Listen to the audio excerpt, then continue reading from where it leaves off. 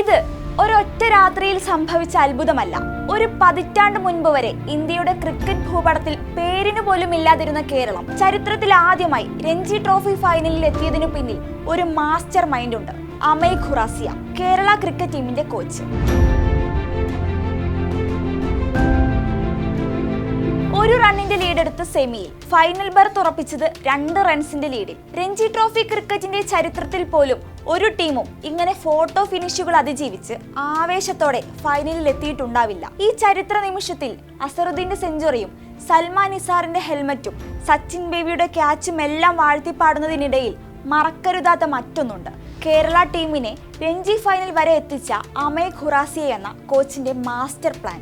5 വർഷമായി രഞ്ജിയിൽ കാര്യമായി തിളങ്ങാൻ കഴിയാതിരുന്ന ഒരു ടീമിനെ ഉടച്ചു വാർത്ത് ആദ്യ ഫൈനൽ എന്ന ചരിത്രം സമ്മാനിച്ചത് ഖുറാസിയയുടെ മികവല്ലാതെ മറ്റെന്താണ്? സ്വന്തം കഴിവിൽ വിശ്വസിച്ചാൽ അത്ഭുതങ്ങൾ സംഭവിക്കുമെന്നാണ് തന്റെ ശിഷ്യന്മാർക്ക് ഗുരു നൽകിയ ഉപദേശം. ഈ സീസണിൽ ഓരോ കേരള താരത്തിന്റെയും മികവുറ്റ പ്രകടനം, ഓരോ നീക്കങ്ങളും കരുതലോടെ പ്ലാൻ ചെയ്ത് മുന്നേറുന്ന അമയ് ഖുറാസിയ എന്ന ബുദ്ധിരാക്ഷസന്റെ വൈഭവം വിളിച്ചോതുന്നുണ്ട്. ആരാണ് രഞ്ജി ട്രോഫിയിൽ കേരളത്തിന്റെ മുന്നേറ്റത്തിന് കടിഞ്ഞാൺ പിടിച്ച കോച്ച് ഖുറാസിയ?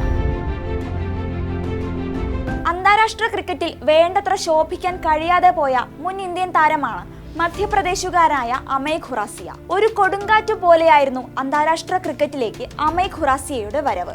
1994 പെപ്സി കപ്പ് മത്സരത്തിൽ ശ്രീലങ്കയ്ക്കെതിരെ 45 പന്തിൽ 57 റൺസുമായി ഗംഭീര അരങ്ങേറ്റമാണ് ഖുറാസിയയ്ക്ക് ലഭിച്ചത്. അതിവേഗം 50 അടിച്ച യുവ ബാറ്ററെ അടുത്ത വിനോദ് കാംബ്ലി എന്ന് പോലും ആരാധകർ വാഴ്ത്തിപ്പാടി. എന്നാൽ പിന്നീട് അങ്ങോട്ട് അന്താരാഷ്ട്ര ക്രിക്കറ്റിൽ അടിപതറുന്ന ഖുറാസിയയാണ് ആരാധകർ കണ്ടത്. 99 ഇംഗ്ലണ്ടിൽ നടന്ന ഏകദിന ലോകകപ്പിനുള്ള ഇന്ത്യൻ ടീമിൽ ഇടം നേടാൻ സാധിച്ചെങ്കിലും ഒരു മത്സരത്തിൽ പോലും പ്ലേയിങ് 11-ൽ അവസരം ലഭിച്ചില്ല. കരിയറിൽ പിന്നീട് 11 ഏകദിനങ്ങൾ കൂടി കളിച്ചെങ്കിലും അർദ്ധ സെഞ്ചുറി പോലും നേടാൻ കഴിയാതിരുന്ന ഖുറാസിയയെ സെലക്ടർമാരും കൈവിട്ടു. 2006 വരെ മധ്യപ്രദേശിനായി ആഭ്യന്തര മത്സരങ്ങളിൽ കളിച്ച ഖുറാസിയ പിന്നീട് പരിശീലനത്തിലേക്ക് തിരിഞ്ഞു.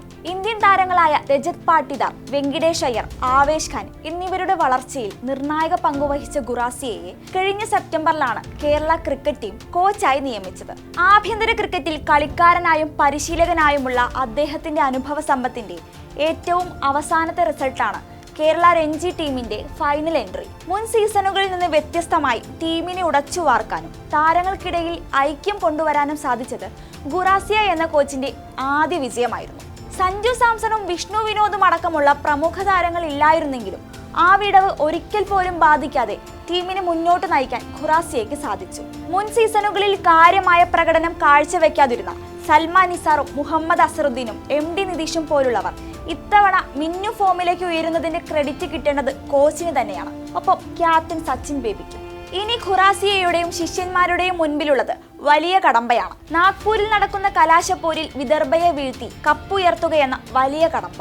3.5 കോടി ജനങ്ങളുടെ സ്വപ്ന സാക്ഷാത്കാരം. കേരള ക്രിക്കറ്റിന്റെ ചരിത്രത്തിൽ അമയ് ഖുറാസിയ എന്ന ദ്രോണാചാര്യരുടെ പേരും സുവർണ ലിപികളാൽ എഴുതപ്പെടട്ടെ എന്ന് ആശംസിക്കാം.